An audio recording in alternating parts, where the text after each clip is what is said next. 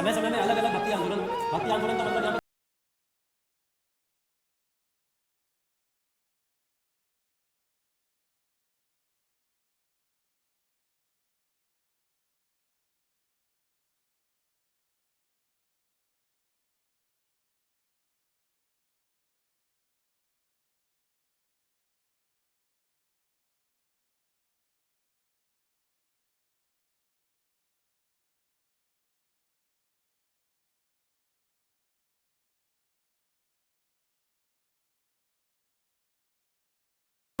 वापस जाके किसमें जाना, मिट्टी से पैदा हुआ, अपना एक रूप लिया और वापस क्या बन गया, मिट्टी बन गया। तो क्या दोनों में कोई अंतर है? पहला कौन सा है? कौन सी फिलॉसफी है? किसने दी थी? शंकराचार्य। ठीक है। दूसरी कौन सी थी? मीमांसा, उत्तर मीमांसा, पूर्व मीमांसा, वैशेषिक दर्शन। ठीक है, ये सब दर्शन आए उस समय। बुद्धिज्म जैनिज्म के अंदर भी ऐसी दर्शन आए जिन्होंने यहाँ पे प्रूव कर, यहाँ पे भी एक दर्शन आ रहा है, इसको क्या बोला जा रहा है? वेदांत दर्शन।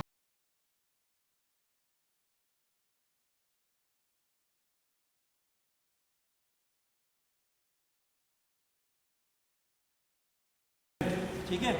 भक्ति आंदोलन, भक्ति आंदोलन की जब बातें करेंगे तो यहाँ पे हम लोग कहाँ चलेंगे?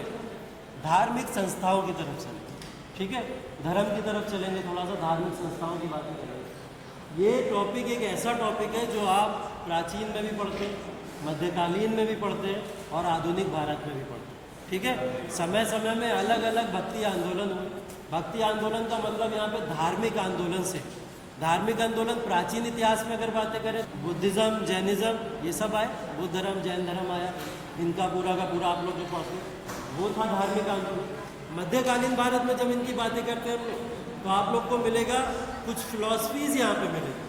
ठीक है, जिसको आप लोग फिलॉसफीज़ के फॉर्म में अगर पढ़े, जिसको आप शंकराचार्य पढ़ते हैं, ठीक है, रामानुजाचार्य पढ़ते हैं, रामानंद, कबीरदास, तुलसीदास, इन सब का जो नाम पढ़ते हैं वो सब कहाँ का है? मध्यकालीन भारत के। ठीक। तीसरा भक्ति आंदोलन या धार्मिक आंदोलन अगर आप लोग पढ़ेंगे तो वो आंदोलन किसके समय का है? स्वामी विवेकानंद के समय का। ठीक है, स्वामी विवेकानंद के टाइम में धार्मिक आंदोलन चल रहा था। ठीक, उसके बाद दयानंद सरस्वती वेदों की तरफ लौट। ठीक है, ये सब चीज़ें आप आधुनिक भारत के अंदर पढ़ें। तो जितने भी यहाँ पे आप इतिहास का कोई भी भाग उठा लीजिए, हर भाग के अंदर धार्मिक आंदोलन मिलेगा। ठीक है, यही नहीं, आप विश्व इतिहास में भी चले जाइए, विश्व इतिहास में भी आपको धार्मिक आंदोलन मिलेगा। ठीक है, धार्मिक आंदोलन वहाँ पे भी आपको देखने को मिलेगा, लेकिन वो धार्मिक आंदोलन भारत का धार्मिक आंदोलन नहीं होगा। भक्ति आंदोलन की अगर हम लोग बात करें तो भक्ति आंदोलन बहुत सारे संप्रदाय में डिवाइड हुआ, बहुत सारे संप्रदाय। ठीक है, उन संप्रदाय में से सबसे पहला जो संप्रदाय था उसका नाम था स्मृति संप्रदाय। ऐसे लिखा जाता है ना। ठीक है, वो शुरू करने वाले कौन थे? अभी मैंने नाम बताया, शंकराचार्य।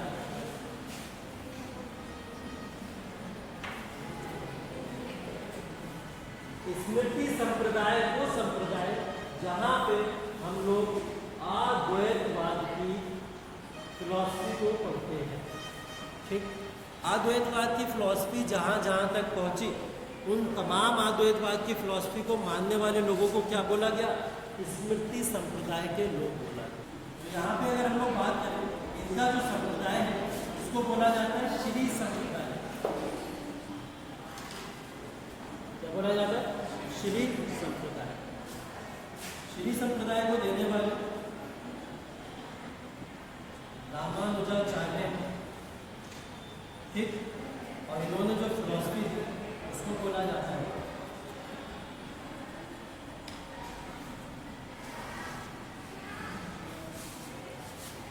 द्वैतवाद का जो संप्रदाय था उस संप्रदाय को बोला जाता था ब्रह्मा संप्रदाय।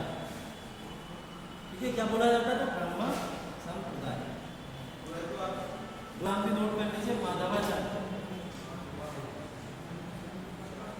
माधवाचार्य पुष्टि संप्रदाय, पुष्टि संप्रदाय, इसको देने वाले कौन है? वल्लभाचार्य।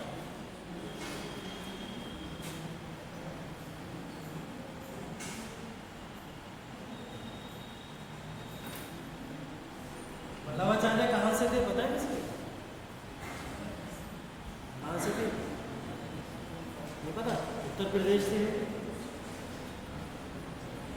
यूपी, ठीक है, उत्तर प्रदेश से। बाकी अभी जितनी भी बातें कर रहे थे हम लोग सब साउथ इंडिया वाले, ठीक है। ये कहाँ के? उत्तर प्रदेश के। अद्वैतवाद, उसके बाद में आया द्वैतवाद। अब कौन सा आया? शुद्धाद्वैत। ठीक वाला नाम आपको याद ही रहेगा, इसको बताने की जरूरत पड़ेगी। अगला है सनक संप्रदाय।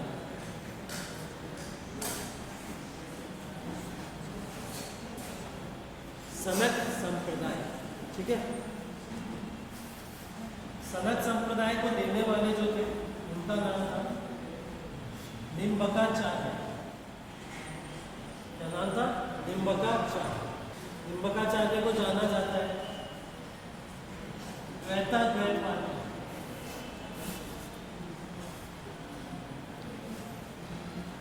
इन्होंने एक एग्जाम्पल देके वर्णन किया।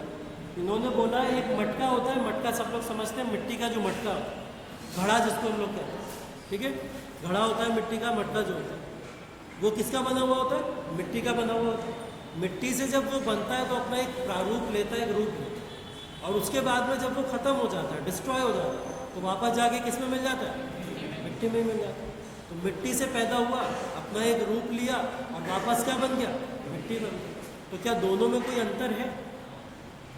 दोनों में कोई अंतर है? उन्होंने बोला कि है तो दोनों मिट्टी के, दोनों क्या है? मिट्टी के ही, लेकिन उसके बावजूद भी इसमें अंतर है।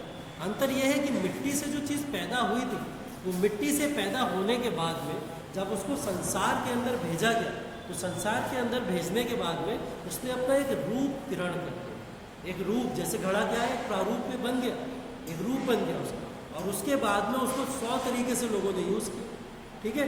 तो घड़ा यूज़ हुआ, यूज़ होने के बाद में वो फाइनली किस में कन्वर्ट हो गया?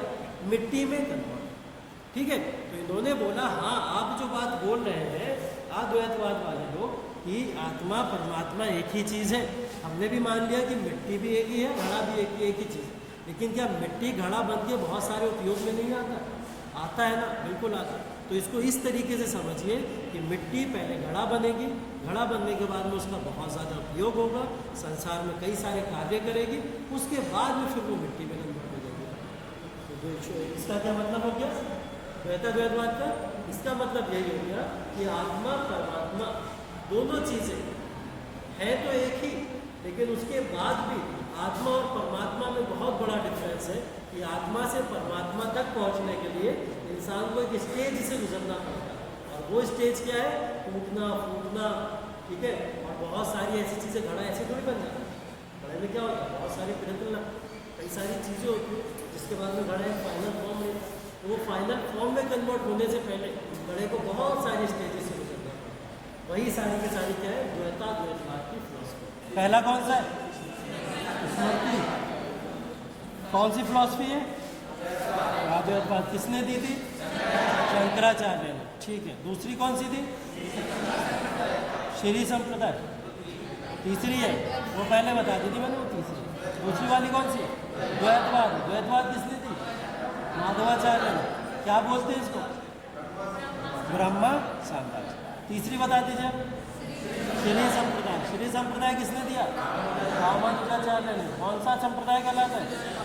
फिलॉसफी, विशिष्ट द्वैतवाद और विशिष्ट अद्वैतवाद, वो फिलॉसफी। चौथा बताइए कौन है? पुष्टि संप्रदाय। किसने दिया था? कौन सी फिलॉसफी? शुद्धाद्वैतवाद, ठीक है। अगला लास्ट कौन सा है? शंकराचार्य। कौन सी फिलॉसफी? निम्बकाचार्य फिलॉसफी। फिलॉसफी कौन सी है? द्वैतवाद, ठीक है। संप्रदाय कौन सा है? सनक संप्रदाय। दिया किसने? निम्बकाचार्य। इनको नाम दिया जाता है वेदांत दर्शन। क्या बोला जाता है इनको? वेदांत दर्शन। अगर पूछे वेदांत दर्शन क्या है, तो ये 5 फिलॉसफी जो पीछे हम लोग ने पढ़ी है, ये सब क्या है? वेदांत दर्शन है। बहुत सारे दर्शन आए हैं समय समय पे, इसमें से एक वेदांत दर्शन भी है। और इससे पहले के कोई दर्शन बताओ? मीमांसा, उत्तर मीमांसा, पूर्व मीमांसा, वैशेषिक दर्शन, ठीक है। ये सब दर्शन आए हैं उस समय के। बुद्धिज्म जैनिज्म के अंदर भी ऐसे ही दर्शन आए जिन्होंने यहाँ पे प्रूफ किया। तो यहाँ पे भी एक दर्शन आ रहा है जिसको क्या बोला जा रहा है? वेदांत दर्शन। वेदांत का मतलब क्या होता है? वेदों के बाद, मतलब वेदों से निकले उपनिषद पे आ गए, ठीक है। तो वेदों से निकल के जब हम लोग उपनिषद पे आ गए, तो वही पूरे के पूरे काल की बात हो रही है, इसलिए हम लोग क्या बोल रहे हैं इसको वेदांत दर्शन। ठीक है, स्मृति संप्रदाय के अलावा अद्वैतवाद की फिलॉसफी को याद रखना है। उसके अलावा शंकराचार्य को जाना जाता है पूरे भारत के अंदर 4 पीठों के जन्म के लिए। पीठ का मतलब क्या होता है? नहीं, ये वाली पीठ नहीं है, क्या बोलते हैं? बेंच बोलते हैं। पीठ किसको बोला जाता है? पीठ, हाँ, ये जो शक्तिपीठ होती है वगैरह, ये सब क्या है? पीठ का मतलब क्या होता है? पीठ का मतलब क्या होता है? एक ऐसा प्लेस की बात कर रहे हैं, एक ऐसे स्थान की बात कर रहे हैं जिस स्थानों के ऊपर लोग जाके पूजा अर्चना करते हैं और पूजा अर्चना करने के साथ साथ में वहाँ पे विश्राम भी कर सकें। ऐसी जगहों को क्या बोला जाता है? पीठ बोला जाता है। ठीक है, मंदिर का मतलब वहाँ पे जाके रुकना नहीं होता, रहना नहीं होता। पीठ का मतलब क्या होता है? वहाँ पे जाके रुकना और रहना। धर्म में मठ पड़े थे आप लोग, ठीक है, कुछ उसी तरीके से पीठ समझ। ठीक है, तो बोला जाता है इन्होंने भारत के अंदर 4 पीठों का जन्म दिया। ठीक है, शंकराचार्य। ठीक, शंकराचार्य को बोला जाता है उत्तर भारत, दक्षिण भारत, ठीक है, पूर्वी भारत और पश्चिमी भारत।